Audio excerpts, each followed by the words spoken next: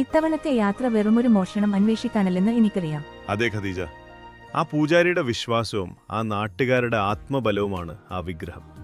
സ്വന്തം മകളെപ്പോലെയാണ് അദ്ദേഹം ആ നീലി വിഗ്രഹത്തെ നോക്കിയിരുന്നത്. അതിനെയാണല്ലോ ആരോ കടത്തിക്കൊണ്ടുപോയത്. സത്യം എന്താണെന്ന് കണ്ടുപിടിക്കാനാണല്ലോ ഞാൻ പോകുന്നത്. ആ വിഗ്രഹം മോഷ്ടിച്ചത് ആരായാലും അവർക്ക് നീലിയുടെ ശാപത്തേക്കാൾ വലിയ ശിക്ഷ എന്റെ കൈകളിൽ നിന്ന് കിട്ടും. വിഗ്രഹം മോഷ്ടിച്ചത് പണത്തിന് വേണ്ടിയാണെന്നാണ് ഞാൻ കരുതിയത്. പക്ഷേ ഇതിനു പിന്നിൽ മറ്റൊരു ലക്ഷ്യമുണ്ട്. ആ വിഗ്രഹത്തിലുള്ള നീലിയുടെ ശക്തിയെ തളച്ചിടാൻ, അവളെ സ്വന്തം അടിമയാക്കാൻ ആരോ ശ്രമിക്കുന്നു. പൂജാരി തടയാൻ നോക്കിയതുകൊണ്ടാണ് അയാൾക്ക് ജീവൻ നഷ്ടമായത്.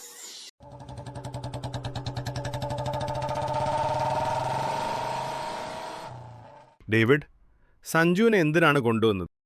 വഴി വെച്ച് ജീപ്പ് കേടായി. അവൻ്റെ ബൈക്കിലാണ് വന്നത്.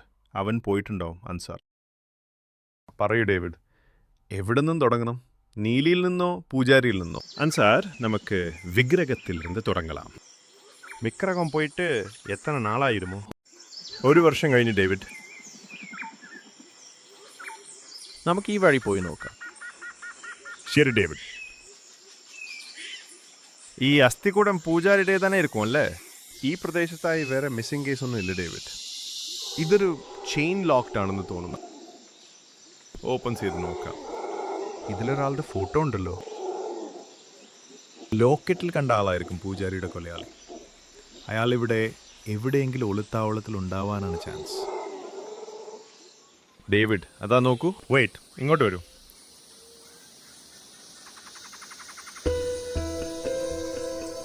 നീലിയിൻ വിഗ്രഹം ഇங்கே ഉപേക്ഷിത്തതാനേ എന്ന് തോന്നുന്നു. ഇപ്പോത് പൂജയൊന്നും ചെയ്യാത്തതാൽ വേറെ ലോകമാകി വിട്ടത്. പെട്ടെന്ന് ഇറക്കി കൊണ്ടുപോവണം.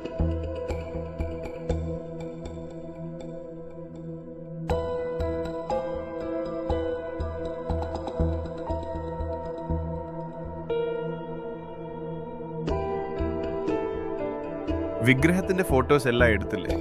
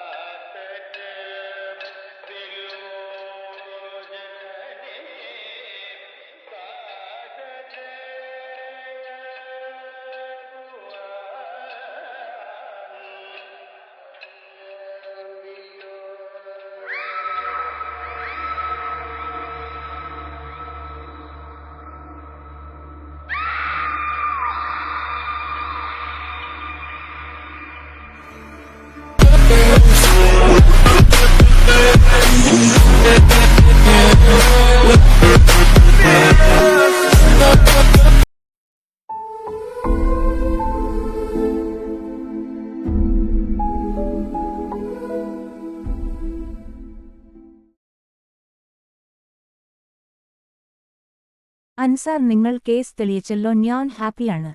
ഖദീജ, ഞാൻ പറഞ്ഞ പോലെ നീലിയുടെ വിഗ്രഹം കണ്ടെത്തി. പക്ഷേ വിഗ്രഹത്തിൽ നീലിയില്ല. അവൾ ആരുടെയോ കെണിയിലാണ്. അടുത്ത കേസ് അതാണ്. വളരെ ദുഷ്കരമാണ് ഈ കേസ്.